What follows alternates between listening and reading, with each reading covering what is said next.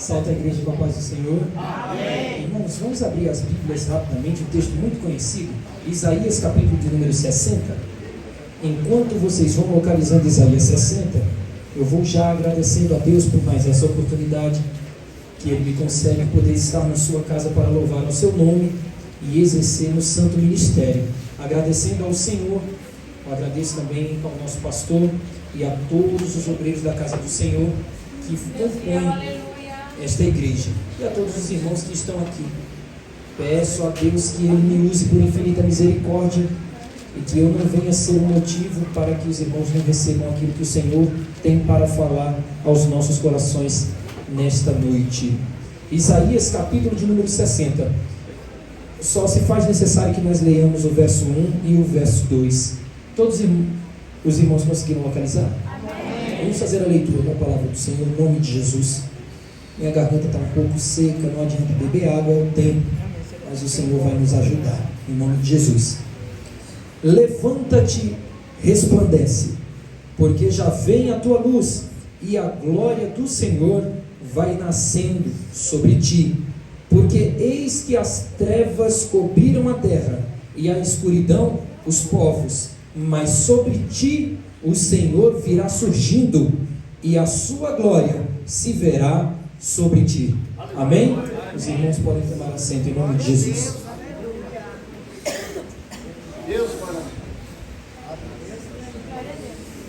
Louvado seja Deus pela sua palavra. Meus irmãos, nós estamos nessa noite tendo a oportunidade de falar um pouco a respeito do profeta Isaías. E para quem é amante da palavra do Senhor, temos muito entre nós que com facilidade compreendem a história bíblica, conhecem essa passagem muito bem, conhecem o profeta Isaías muito bem. Há de convir que nós estamos falando sobre o profeta messiânico maior entre todos aqueles que profetizaram a vinda do Messias. Eu digo pela riqueza de detalhes que nós vamos encontrar no livro do profeta Isaías com relação àquele que viria. E a palavra do Senhor, se nós fôssemos a colocar de forma cronológica, nós iríamos perceber que Isaías está cerca de 600 anos antes do nascimento de Jesus. Mas ele, com uma graça manifestada por intermédio do Senhor, consegue detalhar a vinda do Messias e a sua função primordial aqui na terra. Porque uma coisa é dizer que vai vir alguém para salvar, outra coisa é você detalhar a aparência desse alguém 600 anos antes dele nascer. E essa é a riqueza de detalhes que Isaías vai colocar no seu livro com relação ao Messias. Nós sabemos também que o tempo em que ele está vivendo é um tempo avesso na área espiritual, a proximidade com Deus, mas nós sabemos também que ele viveu em um tempo de transição na história de Judá. Por quê? Porque o rei Uzias, que era quem governava naquela época, ele governava já cerca de 52 anos. Os irmãos vão encontrar a história do rei Uzias a partir do livro de 2 Crônicas, no capítulo de número 26. E nós já estamos falando do livro do profeta Isaías. Já passaram-se alguns anos desde que ele tomou o trono, cerca de 52 anos. Quando Isaías é levantado como profeta, os irmãos vão encontrar do capítulo de número 1 até o capítulo de número 6, ele profetizando: ai de ti, ai de ti, ai de ti. Nesse tempo, Uzias era vivo e ele tinha uma estabilidade política e uma prosperidade muito boa em Judá como rei, e aqueles que se apoiavam nele também se sentiam bem, porque se materialmente tudo está bem, Deus está nesse negócio. E nós sabemos que tecnicamente as coisas não funcionam assim, mas no tempo em que o profeta Isaías foi levantado, era assim que Judá estava. O povo de Deus estava caminhando a passos largos para a destruição, sem nem ao menos perceber que isso estava acontecendo. Porque tinha dinheiro, tinha colheita, tinha fazenda, tinha gado, tinha profeta, está tudo certo, temos um bom rei, uma boa administração, uma estabilidade. Mas a realidade é que o profeta Isaías, ele levanta com um cunho acusativo, através de suas profecias, acerca do caráter do povo. Só que o povo não está lhe dando ouvidos. Ele, apoiado pelo rei Uzias, falava a grandes, a pequenos, a indoutos, a sábios, mas a realidade é que passa o tempo. No capítulo de número 6, a partir do verso de número 1, os irmãos vão perceber que o rei Uzias morreu. E com a morte do rei Uzias também morre a estabilidade do profeta Isaías. Porque se agora ele tinha algum motivo para dizer ai para alguém, ele vai ter que pensar duas vezes para quem ele está dizendo. Porque quem o apoiava era maior do que aquele que ele estava falando por intermédio de profecia. Só que agora a sua cobertura acabou. Rei Uzias morreu. E o que é que nós vamos fazer agora? Como é que vai ficar? Como é que eu vou profetizar? Isaías começa a entrar num conflito muito grande. Ficou difícil de falar a verdade. Agora, o povo de Judá, que vivia um período muito bacana na sua história em parte financeira, agora começa a ver que o palácio está estremecido, e aqueles que estavam encostados nas colunas do palácio também começam a se estremecer. Um deles era o profeta Isaías. Junto com a sua morte do rei Uzias, morreu também a sensação de estabilidade, de segurança que ele tinha em Judá. Então foi nesse momento que Isaías teve a sua maior experiência espiritual. Foi nesse contexto, na morte do rei Uzias, que ele viveu a maior experiência da sua vida, tanto ela sendo vivida como pessoa, quanto espiritualmente como profeta também. A Bíblia vai dizer que ele viu o Senhor assentado em um alto e sublime trono. E diante dessa visão, Isaías, ele não consegue mais exaltar a Deus como antes. Agora a coisa é diferente. Antes ele ouvia e falava: ai de ti, é o Senhor que está me usando. Ai de ti, é o Senhor que está falando. Ai de ti, eu estou sendo utilizado por Deus. Só que quando ele entra na sala onde está o alto e sublime trono, ele vai começar a perceber a sua pequenez diante da grandeza da santidade de Deus. E quando ele começa a perceber a sua pequenez diante da grandeza de Deus, ele vai percebendo que não importa o quão santo ele tem de ser, o Senhor sempre será mais santo do que ele. Não importa com quão eloquência ele fale ao povo, mais eloquente e mais poderoso com as palavras é aquele que estava mandando a mensagem para ele. Não importa se as suas roupas eram belas, roupas aparentemente que causavam muito a vista daqueles que o viam como um profeta, porque a palavra do Senhor, por intermédio da vida do próprio Isaías, vai dizer que nessa visão, o séquito do Senhor enchia todo o lugar, enchia todo o lugar. Não tinha roupa mais bela do que a dele. E olha que Isaías estava num local santíssimo. Muito provavelmente as suas vestes também já não eram mais as mesmas. Porém a veste do Senhor se resplandecia diante da vida do profeta Isaías. E ele começa a falar diferente agora para o povo de Judá. Por quê? Quando ele antes de ter a visão dizia ai de ti, agora depois da visão vai começar a dizer ai de mim que vou perecendo. Por quê? Porque eu sou um homem de lábios impuros e habito no meio de um povo de impuros lábios. Não importa se eu estou falando a um povo que está em pecado, eu posso até pensar que eu não estou, mas vendo a santidade de Deus como ela é, eu percebo que eu estou também em pecado diante de Deus. Eu preciso me limpar também, eu preciso me purificar também, eu preciso me despir também, eu preciso tirar também as sandálias dos meus pés, como o nosso patriarca Moisés fez. Porque não importa se eu sou muito usado, se eu sou usado menos, o que importa é que o Senhor está acima de todos os nós, e abaixo que o Senhor é todo mundo nivelado por igual. No capítulo de número 6 do livro do profeta Isaías, nós vamos perceber que a terra, a partir daquele momento, estava nivelada por igual. Ninguém mais aqui é melhor do que ninguém. Ninguém é melhor do que eu, ninguém é melhor do que Uzias era, mas também ninguém é melhor do que o povo que está em pecado. Está todo mundo taxado por igual. O Senhor colocou um prumo e está medindo todo mundo por igual. Aquele que está dentro da igreja está sendo medido igualzinho àquele que está do lado de fora. fora. Aquele que está dentro da igreja, quando mente, está mentindo igualzinho àquele que mente do lado de fora. Aquele que está enganando dentro da igreja está enganando igualzinho àquele que engana lá do lado de fora, porque o pecado perdeu a medida e perdeu a localização. A partir do momento que a gente visualiza a santidade de Deus como ela é, a gente possa perceber que não tem mais pecado pequeno, não tem mais pecado grande, não tem mais fazer pequeno, não tem mais o fazer grande. O Senhor nivelou tudo por baixo. Eu estou sentindo a presença dele aqui. Eu estou sentindo a presença do Senhor aqui. E aqui está o ponto da virada da história do profeta Isaías. Porque a morte do rei terreno começou a abrir os olhos dele para ver o rei celestial. Quando os olhos de Uzias se fecham e Isaías visualiza a sua sepultura, ele começa a visualizar o grande. Ele começa a visualizar o eterno, algo que nunca antes ele tinha visto. Por quê?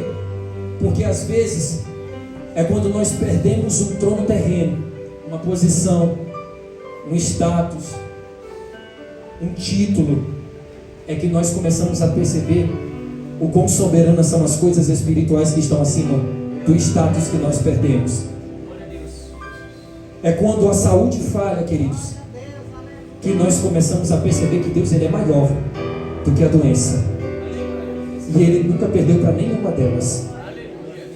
É quando a confiança depositada em alguém é perdida, que nós começamos a perceber que quando nós depositamos a nossa confiança no Senhor, ela nunca vai ser perdida, porque Ele continua sentado em um alto e sublime trono. É quando alguém perde um emprego, por exemplo, e pensa que tudo acabou, porque o seu ponto de equilíbrio estava dentro daquilo que o seu emprego gerava. É que Deus começa a abrir os olhos para perceber que verdadeiramente a provisão não vem do emprego, mas vem do Rei dos Reis e do Senhor dos Senhores. É Ele que consegue fazer a porta abrir, mesmo quando você não tem a chave para abrir essa porta. Por quê? Porque a chave continua nas mãos dele, o poder continua nas mãos dele, a autoridade continua nas mãos dele, o discernimento continua nas mãos dele, o saber continua nas mãos dele, a viabilidade continua nas mãos dele, a estrada continua sendo dele, o caminho permanece sendo ele. Ele continua sendo Deus, mesmo que nós olhemos para a terra e dizemos assim: Senhor, o desafio parece grande, mas quando Ele nos ordena dobrar os joelhos e orar, e nós temos a facilidade hoje de entrar no Santíssimo Lugar por intermédio da oração, nós vamos perceber que as regiões celestiais continuam governando a terra. Então as coisas que estão aqui embaixo, e eu estou falando de tudo aquilo que nos deixa loucos, confusos, perdidos, atribulados, não podem permanecer de pé diante do poder e da autoridade daquele que nos chamou, porque a palavra do Senhor ela é santa, ela é viva, ela é eficaz, e tudo aquilo que sai da boca dele sai para cumprimento daquilo que já saiu. Deus ele é o único que não tem curva na sua palavra, a palavra dele é reta, não volta vazia, e nós que estamos aqui ouvindo a sua palavra temos o privilégio de abraçar a palavra do Senhor, dizendo: Senhor, eu creio, mesmo sabendo que aqui embaixo está difícil. Senhor, eu creio, mesmo sabendo que a doença bateu na minha porta. Senhor, eu creio, mesmo sabendo que o desemprego chegou até mim. Senhor, eu creio, mesmo quando eu abro as portas da minha despensa e não vejo nada. Senhor, eu creio, mesmo olhando para a direita e para a esquerda e não encontrando ninguém. Senhor, eu creio, mesmo sabendo que eu estou no vale da sombra da morte. Senhor, eu creio, mesmo sabendo que a guerra se levantou. Senhor, eu creio, mesmo sabendo que eu estou num vale de ossos sequíssimos. Senhor, eu creio, mesmo sabendo que já fazem 4 dias que Lázaro morreu. Senhor, eu creio, mesmo já sabendo que a minha filha já está morta lá dentro de casa. Eu estou com o Senhor, então eu creio, eu creio, eu creio, eu creio, eu creio, eu creio. A diferença do crente para o mundo é essa: o mundo tenta trabalhar com as suas próprias mãos, o crente crê. O mundo tenta fazer das suas formas, mas o crente crê. O mundo tenta agir da sua maneira, mas o crente acredita no impossível, no impossível, no impossível, no impossível. Nós vamos perceber que a transformação pessoal que vai moldar o profeta Isaías, ela começa a partir do capítulo de número 6 com o seu quebrantamento, e ela vai até o capítulo de número 60, quando Deus envia a glória prometida. Não tem como ter glória sem ter quebrantamento. Não tem como Deus te usar diferente se você não entrar no Santíssimo Lugar e perceber a grandeza do teu Deus. como? Mateus, eu quero ser usado por Deus. Entra no Santíssimo Lugar, para você poder perceber que você não é nada. Depois que você perceber que você não é nada, aí o Senhor vai te utilizar. Você se lembra do nome Saulo? Paulo foi depois, Saulo era antes. Em grego, Saulo significa grande. Em grego, Paulo significa pequeno. Deus só começou a utilizar a vida de Saulo depois que ele se tornou pequeno. Deus não usa grande não, o grande é Ele. Até o Senhor se fez pequeno. Mesmo sendo Deus, não teve por usurpação ser igual a Deus. Antes humilhou a si mesmo, assumindo a forma de homem, descendo. Quando Deus quis falar com o profeta, Ele pegou um cordel de medir e colocou no meio das águas. Ele disse: desce, desce, desce, desce, desce, desce, desce. Desce, desce quanto? Desce mais 10. Água na canela, desce, desce. Desce quanto? Desce mais 10. Água no joelho, desce, desce. Desce mais 10. Desce quanto? Água na cintura, desce. Desce, desce mais 10. Água no peito, desce. Desce mais 10. Senhor, não vai dar não, porque eu não sei nadar. Agora você está no ponto certo. Está na minha mão, está na palma da minha mão. É eu que governo, é eu que dirijo, é eu que ordeno, é eu que falo. Você executa aquilo que eu mando, porque eu sou maior do que você. Desce. Zaqueu subiu para ver Jesus, para falar com Jesus. O Senhor disse o quê? Zaqueu, desce, desce depressa. Desce depressa, porque me convém entrar na sua casa. Para poder me ver, você pode até subir para tentar me ver, mas para falar comigo, para deixar eu entrar na sua casa, você vai ter que descer. Eu não vou entrar na casa de quem é maior do que eu. Eu sou maior, eu vou entrar lá. A partir do momento que você perceber que eu sou maior e que eu que tenho que governar. É por isso que muitas coisas não conseguem acontecer dentro das nossas casas. Por quê? Muitas coisas dentro da nossa casa são maiores do que o Senhor. Nós colocamos objetos acima do Senhor dentro da nossa casa. O Senhor diz: enquanto esse objeto não sair de lá e perder a grandeza que você pensa que ele tem, e eu ser maior do que ele, não tem como eu operar lá. Tira de lá aquilo, para que você possa ver a grandeza começando a operar dentro daquela casa.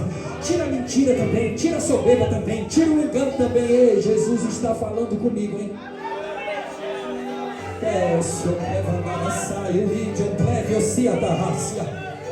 Ou nós começamos a entender quem o Senhor é de verdade, ou não dá para ser utilizado.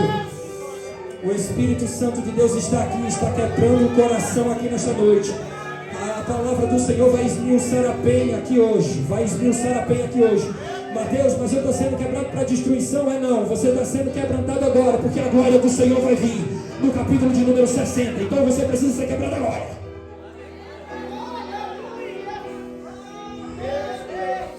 Isaías vê a santidade de Deus no capítulo de número 6. Depois ele começa a reconhecer a sua pequenez e a do povo. Depois ele foi purificado por uma brasa que saiu do altar.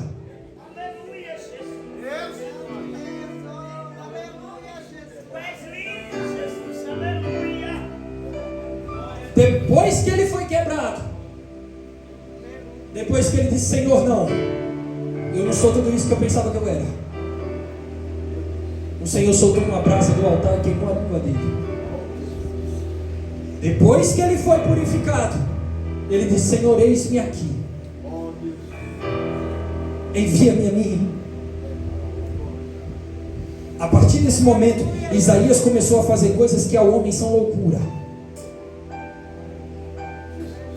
Porque quem é purificado por Deus começa a fazer coisas que o homem não consegue entender. O Espírito de Deus começa a guiar numa direção que quem está perto de você não consegue nem caminhar do teu lado.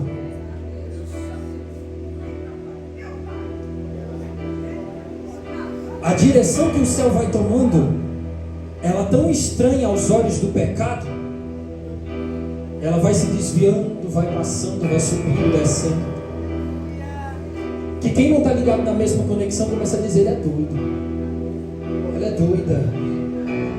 Eu sou crente, mas espera aí. Eu sou cristão, mas calma. Isso daí é loucura.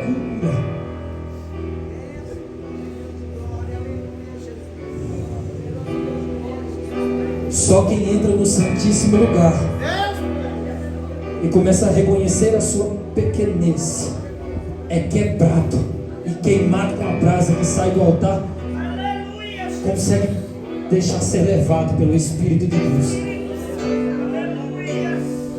Ou tu se quebra para ser levado pelo Espírito, ou tentando comandar a tua vida, tu não vai ser usado nunca. O crente não faz o que gosta, o crente é mandado, o crente faz o que ele ordena. Crente que anda com cardápio, escolhendo o que quer se alimentar, quer comer? Não.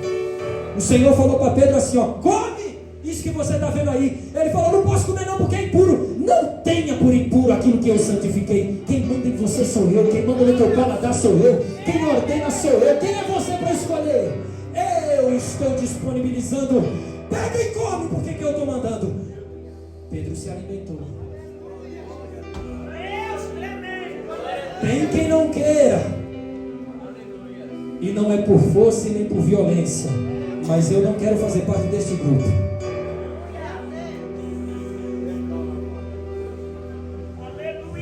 Êxodo capítulo de número 4. Os irmãos vão perceber que Moisés tentou agir pela força, mas ele foi quebrado no deserto. Ele foi quebrado. Olha o que ele disse: ah, Senhor, eu nunca fui eloquente, eu sou pesado de boca e pesado de língua. Olha só, o início da carreira de um dos maiores da história da Bíblia. Humilhação e incapacidade foi o que Moisés encontrou em si no dia que o Senhor chamou ele. E qual era o intuito do Senhor com Moisés? Era ser libertador de Israel. O Senhor só consegue dar projeto grande para quem sabe que é pequeno. Porque se o Senhor der coisa grande na mão de quem pensa que é grande, o cabo se desgoverna. É por isso que muita coisa o Senhor não te dá, o Senhor não me dá. É por isso que muitas vezes a porta não está aberta para mim e para você nesta direção. Porque a gente sabe que se abrir, é que a gente não consegue entender isso. A dureza está no entendimento das coisas do céu. Se a gente conhecesse a nossa natureza como o Senhor conhece, o crente acha que se conhece, irmãos. Eu nunca vi uma raça, eu estou no meio, tá? Eu estou me colocando no meio. O crente acha que se conhece. Eu sou um homem de Deus. A Bíblia fala diferente. A Bíblia fala assim, ó, miserável homem que sou. Mas o crente do século 21 é o cara. Se eu não for no teu redevasse o ar. Se eu não cantar, o culto não vira. Se eu disser para você que se tu não vier para o culto, Deus pega a igreja e vira de cabeça para cima. Sozinho.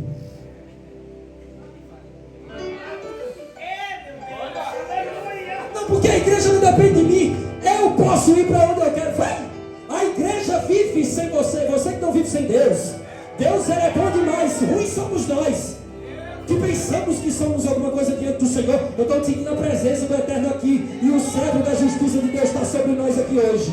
Deixa Ele nos ungir, irmãos, deixa Ele nos queimar com a brasa que desce do altar. Não adianta a gente estar lutando contra as coisas do céu, não. Uma hora o céu nos encontra. O discípulo verdadeiro, ele disse, olha, estou crucificado com Cristo.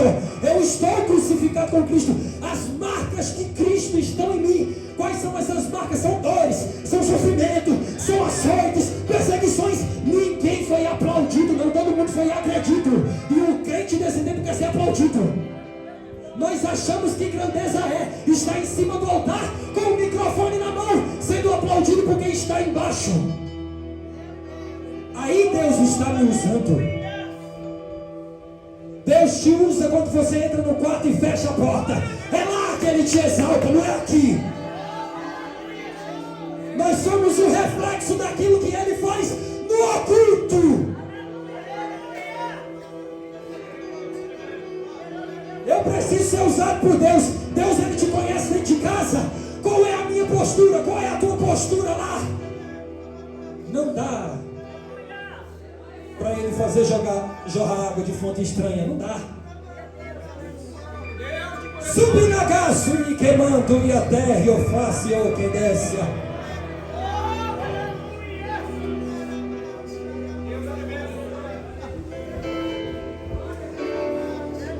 Pedro foi foi utilizado depois que negou a Cristo. Quando ele voltou atrás, a negação a Cristo gerou nele arrependimento. Qual era a missão de Pedro? Era apacentar as ovelhas e liderar a igreja depois da subida de Jesus e da descida do Espírito Santo. Pedro entendeu que era pequeno. Enquanto Pedro achava que era grande, ele disse: eu não conheço. Não, eu não conheço. Não, você está me confundindo.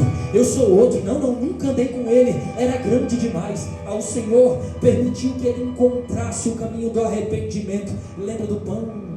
Lembra do peixe na brasa, na praia? Naquele dia, Jesus esmiuçou o coração de Pedro. Nunca mais foi grande. Se tornou pequeno. Foi um dos homens que mais ganharam almas. Na primeira mensagem oficial, 3.000 almas vieram por causa da pregação que saiu de um coração arrependido. Arrependei-vos. Arrependei-vos. Arrependei-vos.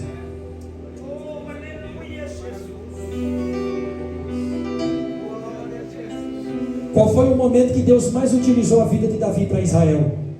Depois que ele caiu com Batseba. Veio um profeta e falou tudo na cara dele. Aí Davi começou a entender o preço da cadeira que ele estava ocupando. Aí ele escreveu um salmo falando: Senhor, pode tirar o trono de mim. Tira a roupa de rei. Tira o cetro de rei. Tira a coroa de rei. Só não tira de mim a tua presença. Davi tornou a entender de onde Deus tinha tirado. Porque quem conhece bem a história vai saber que o Espírito de Deus saiu de Saul, percorreu toda Israel, chegou lá no campo e desceu sobre a vida de Davi lá. Mas Mateus, quem estava sentado no trono, não tinha mais a presença de Deus. Saul não tinha a presença de Deus sentado no trono, não. Mas Davi tinha no meio do campo, apacentando as ovelhas. Por quê? Porque para Deus as coisas do céu são muito maiores e mais preciosas do que as coisas da terra. Então ele vai deixar muita gente na cadeira sem o Espírito. Vai deixar muita gente cantando sem o Espírito. Vai deixar muita gente pregando sem o Espírito. Mas tem gente sentada aí embaixo que está dizendo: Senhor, me enche do teu Espírito. Esse daí o Senhor vai puxar do anonimato, colocar aqui em cima, tirar aqui lá em cima, colocar aí embaixo, para entender que ele é grande e que ele é fiel. Pode ser você, pode ser você, pode ser você, pode ser você. Ele é grande, ele é fiel.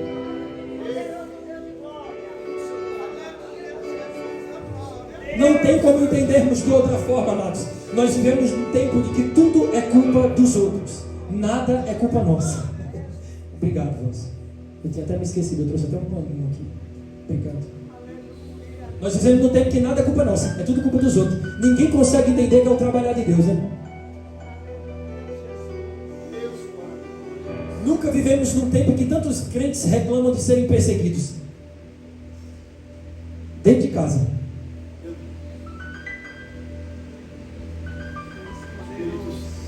Ninguém consegue entender o trabalhar de Deus. Ninguém consegue entender o que está escrito no Salmo 113. Ele levanta o pobre do pó e desde o monturo ele exalta o necessitado. Ninguém consegue entender o que está escrito em Mateus 23:12, palavras de Cristo: qualquer que a si mesmo se exaltar será humilhado, e qualquer que a si mesmo se humilhar será exaltado. Tiago 4:10, olha o que o discípulo de Jesus falou. Ele tornou a falar: humilhai-vos perante o Senhor e Ele vos exaltará. 1 Pedro 5:6, humilhai-vos pois debaixo da potente mão de Deus, para que a seu tempo Ele vos exalte. Deus só usa os pequenos. Deus só usa quem está quebrado. Deus só usa quem entende que não é nada. A dependência de Deus é a coisa mais linda que tem. O crente que é dependente de Deus, ele é capacitado a fazer coisas que ninguém poderia fazer. Só ele faz. Porque é Deus que utiliza a vida dele. O crente pequeno, ele tem acesso a qualquer lugar. Deus prepara umas coisas para os crentes pequenos que nós não conseguimos entender. Deus prepara altares para os crentes pequenos. Deus prepara mansões para os crentes pequenos entrarem e pregarem lá dentro. Os grandes não entram lá, os pequenos entram. A igreja hoje é repleta de pessoas, porque os pequenos foram utilizados aí na rua. Nós temos que voltar. Eu não sou saudosista, não, eu amo o meu tempo. Eu acho que a igreja está vivendo o melhor tempo de todos os tempos. Mateus, por que você acha isso? Irmãos, olha o microfone que eu estou utilizando aqui nessa noite. Olha o aparelho de celular maravilhoso que está me filmando aqui nesta noite. Olha as cadeiras que nós estamos sentados aqui. Olha os instrumentos que tem na casa do Senhor, o som. Olha as caixas de som, ar-condicionado, ventiladores, água aqui atrás, copo descartável à vontade, banheiro. É o melhor tempo da igreja. É por isso que nós somos a pior geração que tem. É por isso que a nossa geração é mais fraca, porque é a única que tem tudo. Está entendendo por que Deus não pode dar tudo a todo mundo?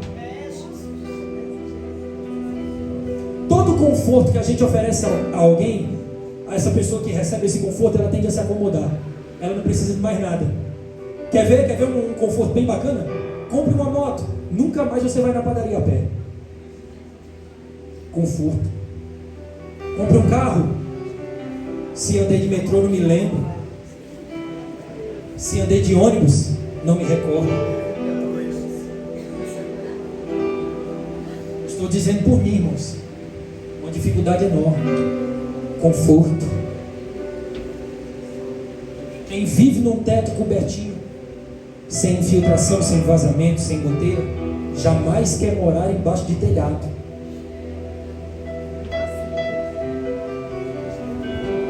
E o Senhor está falando, e como é que vai ser no dia que eu tirar? No dia que eu tirar o carro, no dia que eu tirar a moto, no dia que eu pedir a casa, no dia que eu te tirar do conforto, e aí como é que vai ser? Vai morrer? A gente sabe sobreviver no deserto, irmão. Foi 40 anos andando. A gente sabe, todo mundo aqui sabe viver no deserto. A gente não quer, mas a gente sabe. Todo mundo aqui foi trabalhado, e se ainda não foi, pode se preparar. Todo mundo tem uma história com Deus no deserto. Todo mundo tem. É o momento que Deus mais usa o cristão. Sabe quem foi o maior nascido de mulher? Jesus? Não, João Batista. Qual era a casa dele? O deserto. Esse foi o mais utilizado. Não vivia nos palácios. Quando entrou no palácio, falou uma verdade na cara de um camarada, botaram ele para correr de lá. Nunca mais ele voltou. Voltou para o deserto. E o que aconteceu no deserto? No deserto João pregou.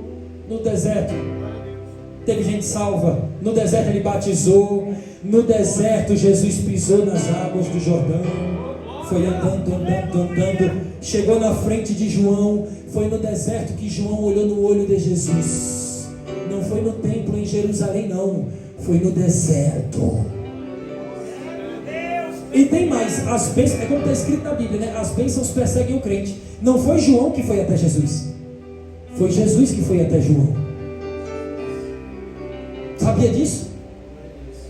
A unção de Deus depositada na vida do último profeta era tão grande que Jesus falou, não, para cumprir com toda a justiça, eu vou ter que ir até João.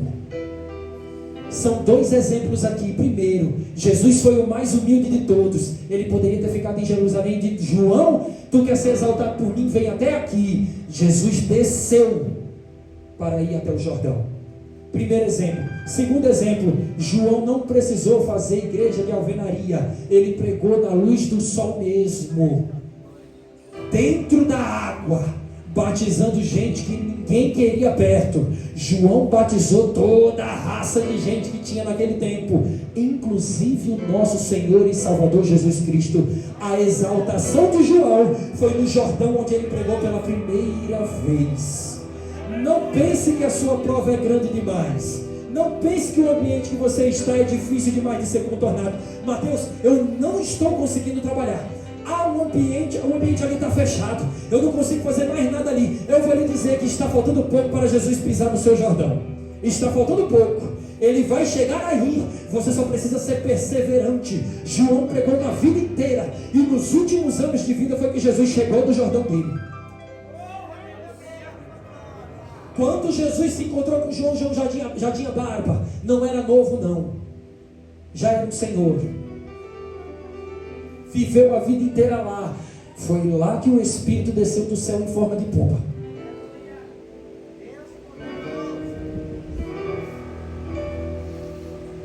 A gente só vai ver o Espírito descer só no Atos dos Apóstolos, no capítulo de número 2, sobre aquelas pessoas que estavam reunidas naquele lugar. Porque a primeira vez foi no Jordão para João o Batista ver. Essa é a honra para quem é pequeno. Essa é a honra para quem é pequeno. Vamos continuar.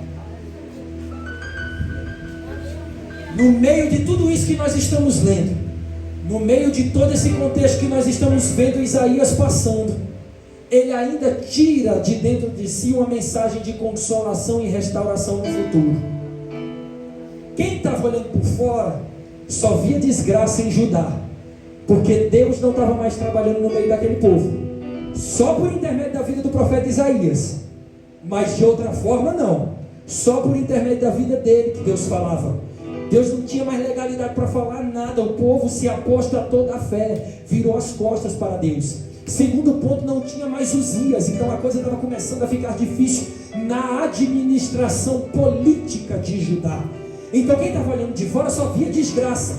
Não havia nenhuma perspectiva de salvação para aquele povo, em nenhuma das duas áreas. Mas Deus volta a fazer promessas por intermédio da vida do profeta Isaías. Ele vai dizer primeiro que haverá um juízo universal, mas também ele vai falar sobre a promessa de vitória. Olha só o que acontece no capítulo de número 35. O deserto e a terra árida se alegrarão, o ermo exultará e florescerá como a rosa. Aqui Isaías estava dizendo, olha, o deserto vai virar um jardim. Isaías está falando do fim de um período de sequidão espiritual para o nascer do período da glória de Deus. Onde nós só vemos morte, Deus usa Isaías para dizer, eu ainda tenho vida para ser gerada ali. Eu ainda tenho algo para fazer ali. Eu ainda tenho um projeto com esse povo aí. Muitos olham para a nossa situação e não vem solução nenhuma para nós. Não vem solução nenhuma para a nossa casa. Não vem solução nenhuma para as nossas finanças. Não vem solução nenhuma para o nosso ministério. Mas Deus olha para nós e ainda consegue ver um projeto. A grandeza do Senhor e a sua infinita misericórdia é tão grande que Ele olhou para a terra quando ela era sem forma e vazia, e havia trevas sobre a face do abismo. Mateus, o que isso significa? Significa que Deus começou a dar valor à terra quando aqui só tinha buraco e estava tudo escuro. Abismos são profundezas insondáveis. Quando Deus olhou para a terra, era assim que estava aqui. Profundezas insondáveis. Muitas profundezas insondáveis. E ainda por cima estava escuro. Só que o Espírito do Senhor se movia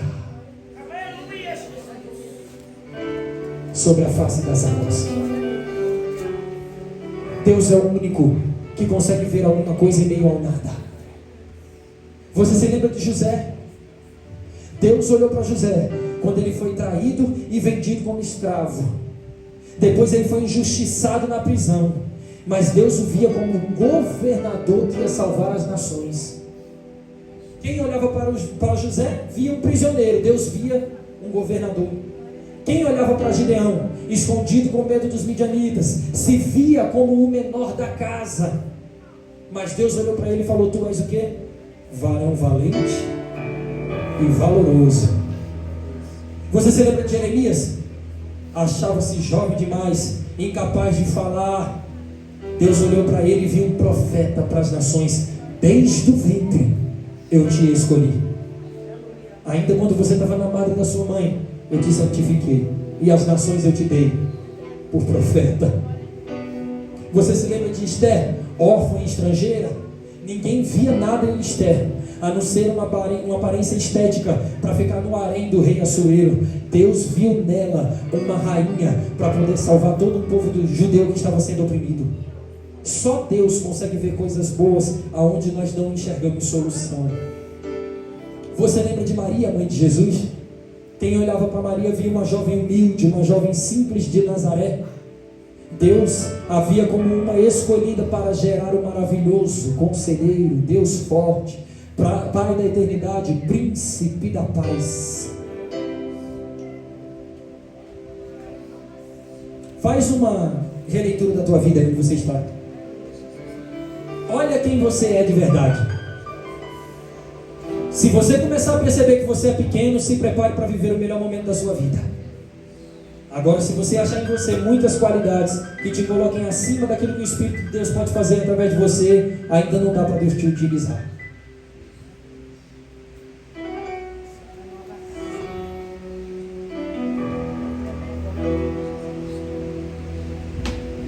Mateus, eu estou quebrado. Eu estou moído. Irmãos, eu sou avivalista. Eu amo estar no Pentecoste, mas o Senhor está falando muito no meu coração. Eu vou continuar nessa linha até o final. Eu já vou entregar, faltam só 10 minutos. Eu espero que você tenha olhado para si e tenha pensado isso. Eu estou quebrado. Eu estou quebrado. Eu estou quebrado. Se você está dizendo isso agora para si: eu estou quebrado, eu sou pequeno, eu estou quebrado, eu sou pequena, eu estou quebrada, o Senhor está olhando para ti e está dizendo: mas é vaso também, ainda é. Está quebrado, mas é ainda vaso. Está moído, mas é ainda vaso. Está aos bagaços, mas ainda é vaso. Satanás passou por cima, mas ainda é vaso. Rachou, mas ainda é vaso. O Senhor vai transformar essa noite aqui, esse ambiente, numa olaria. O Senhor vai colocar a gente em cima das rodas aqui hoje. O Senhor vai botar a mão em alguns vasos e Ele vai ter que amassar, quebrar, Ele vai ter que mexer para cá, Ele vai ter que botar um pouquinho para lá, Ele vai ter que mexer, trazer, vai ter que jogar um pouquinho de água para poder deixar um pouquinho mais úmido para poder trabalhar. E vai doer do lado, vai doer do outro. O orgulho vai começar a clamar dizendo: não deixa ele tocar em ti, não. O orgulho vai tentar impedir, mas ele vai quebrar. A mentira vai tentar paralisar o trabalhar do Senhor, mas ele vai quebrar a mentira. A devassidão vai tentar apagar a boa vontade do Senhor na tua vida, mas Ele vai acabar com a devassidão. A vontade de ser melhor do que os outros vai dizer assim: você não precisa disso, você é maior do que isso. Mas o céu vai trabalhar dizendo: não, você não é, você é pequena, você é pequeno, você só pensa que é alguma coisa porque eu sou na tua vida, porque se eu sair da tua vida tu não é nada, e tu sabe que não é nada. Deixa Ele quebrar, deixa Ele quebrar. Deixa Ele quebrar, deixa Ele moldar, deixa Ele mexer. No tempo que tu deixava ser usada nas mãos do Senhor, Ele trabalhava, Ele curava, batizava com o Espírito Santo, libertava. Olha o momento que você está vivendo. Mateus, eu estou vivendo o melhor momento da minha vida na terra. Do que adianta viver o melhor momento aqui e ir para o inferno? É melhor se entregar na potente mão do Senhor para não ser consumido. Procura o altar agora.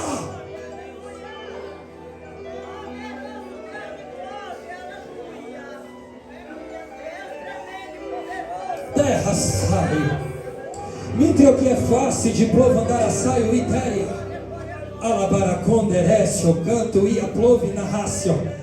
Terra fácia. Cante a novidéria sa.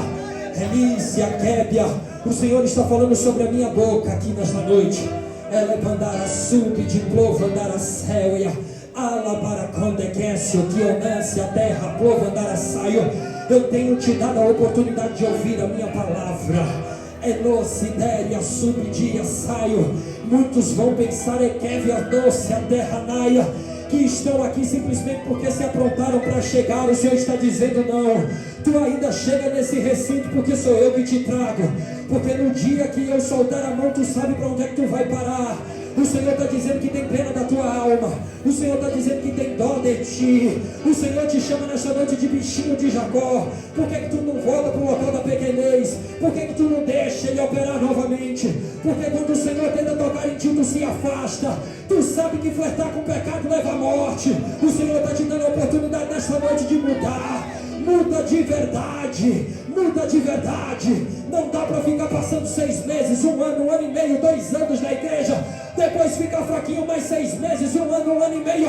No meio desse tempo, Satanás já pediu a tua vida algumas vezes. Foi a boa mão do Senhor que disse: tu não vai tocar ali, porque há sangue puro vertido inocente sobre a vida dele, sobre a vida dela. O Senhor ainda tem pena de ti, é por isso que tu está aqui agora. O Senhor tem te dado a oportunidade de ouvir a palavra. Abre bem os teus ouvidos, porque hoje pode ser o último dia.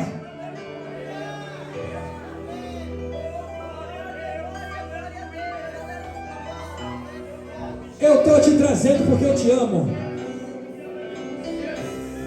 Eu te coloquei aqui porque eu te amo. Eu estou te dando mais uma oportunidade, uma só, e saiba o que fazer com ela. O Senhor está quebrando. O Senhor está quebrando, está quebrando. Eu estou profetizando agora sobre as obras de macumbaria aqui hoje. Vai cair por terra aqui agora.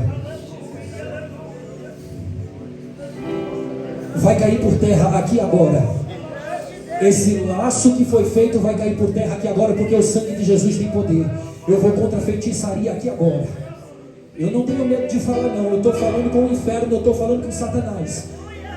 Eu estou nessa vida por boa vontade do Senhor. Eu não tenho nada para perder aqui não, só a salvação. Se o Senhor me garantir a salvação e tirar a minha vida aqui agora, eu estou com a minha vida ganha. Eu estou com tudo aquilo que eu fiz aqui ganho. Eu estou indo para as mansões celestiais. Eu não tenho medo de nenhum mal que Satanás possa me fazer não. Eu descanso na boa vontade do Senhor. E eu sei que todos vocês aqui também descansam. Eu estou pedindo para a igreja do Senhor nesta noite começar a clamar. Nós vamos clamar contra essa obra de feitiçaria que fizeram. Nós vamos clamar aqui agora, porque não dá para vaso dar com o pé dentro e com o pé fora, com o pé dentro e com o pé fora. Está na hora de Deus quebrar aqui hoje. Deus vai começar a reutilizar a instrumentalidade de alguém. O Senhor está me usando aqui nesta noite para um vaso. Eu não sei quem é ele, mas o Senhor tem um óleo novo para a ferramenta de alguém aqui nesta noite. Ai, eu sei, eu quero mandar a cara. Ela é bandara saio, implove a terra.